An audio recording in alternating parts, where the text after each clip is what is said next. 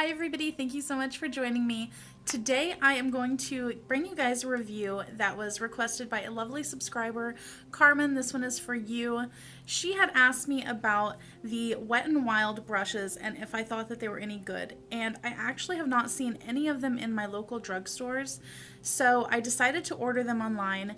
And I was really shocked. I knew that they were cheap, but I did not realize that they were as cheap as they were.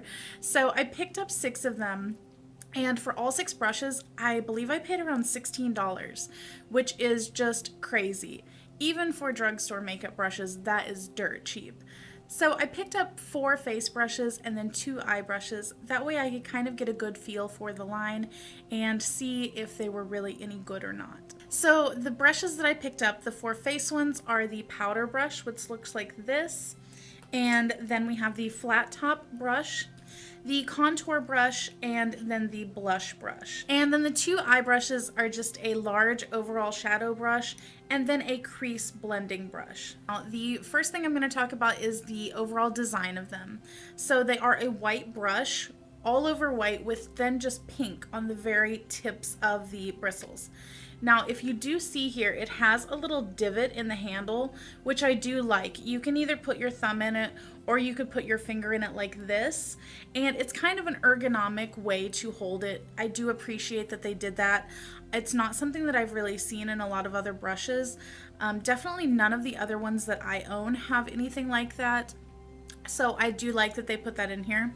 It has a plastic handle with a little aluminum or cheap metal ferrule on it, and then the brushes are synthetic. So now on to the pricing of these. I believe $2.99 is the highest price for all of them, and then 99 cents is the lowest. I will leave links down below for the collection so that you can see them, but 3 of the brushes that I got are $2.99 each, and that is the blush brush, the flat top brush, and the powder brush. So basically the bigger face brushes are $2.99. And then the 99-cent ones was the contour brush and then the 2 eye brushes. And I believe that all of the eye brushes are 99 cents.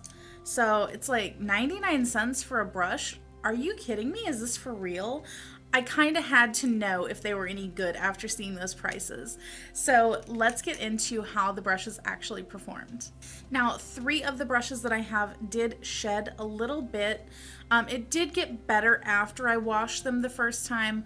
The first time that I used them, they shed quite a bit, and then after I washed them the first time, the next time I used it, the shedding was not as bad. So after a few washings, these might not shed at all, but just know that that's something that you might have to look out for. The powder brush, the flat top brush, and the eye blending brush all shed on me a little bit. And the care of these, because they are a white brush, anytime I have a white brush, I like to wash it immediately after using it. Before I go out, before I film anything, I want to wash it right away so that it does not get stained. Now, I will tell you that the blush brush, I really did not like the way that it applied my brush. If you see, like, even after washing it a couple times and using it, it's just been kind of like separating a little bit. I feel like it puts on blush a little bit streaky. I like my blush brushes to have a little bit more density and have kind of a tapered head on them, or at least to be very densely packed if it is on an angle. But this one is just a little bit too like floppy. I wasn't too happy with this one. Now the powder brush I thought performed really well. It has a nice density on it and it's not too floppy. It's pretty stiff but still soft. This is probably the softest of all of them and feels the less cheap. It feels more expensive than it really is. Whereas the blush one, it felt cheap whenever you touch the bristles. So this one I do really, really like, and I think it works really well to put powder on the face.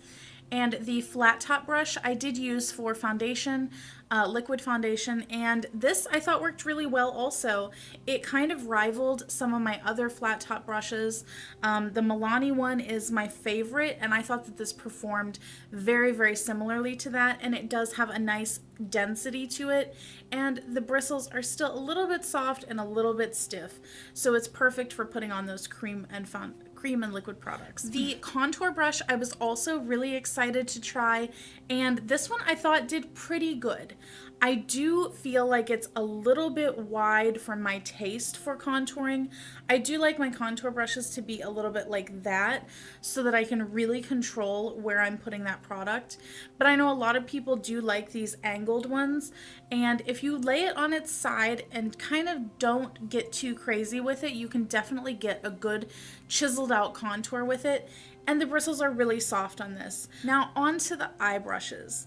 I felt like the overall shadow brush was okay. It's not my favorite. I do tend to be a little picky about overall shadow brushes because I really want them to lay down product nicely and to not have to really like scratch into my product to get it to pick up. So it did pick up product okay. It wasn't spectacular, it wasn't bad at all. If you're looking for a really cheap eye brush, this would definitely work for you. The crease brush though, I just feel like it didn't work that great at blending out product for me. It is a little bit stiff and pokey for a blending brush. I really like a big fluffy blending brush to be able to get in there and blend everything out. But again, it's not bad. If you're really wanting to not invest too much in your brushes and you just want something that you don't have to really worry about maintaining too much and like worrying about like, oh, I paid $20 for this, I got to take care of it, this would be a good option for you. Or if you're only doing like minimal makeup, minimal blending, this would work okay. Or if you just want to have this as a backup travel brush, it's okay. Would I buy another one? No, I wouldn't, but it's not bad. It's still somewhat soft, but the bristles are just pokey enough that it bothers me and my eyes. So overall, I think that there was definitely some hits in this collection and a couple misses, but I think it's definitely worth a try. I mean, just the price alone is crazy, and the shipping on their website is quite inexpensive, so it really does not add too much. I think I got everything shipped to my door for under $20, and 16 of that was the brushes, so I was pretty happy with that. And I would say if you're looking to take a gamble on some new brushes, definitely look into these. Just avoid the blush brush for sure, and you might shy away from the eye brushes, but the face brushes overall are pretty darn good. So that is it for this review. I hope that you guys enjoyed it, and I hope that it helped you make a decision on whether you need these. And I will catch you guys next time. Bye!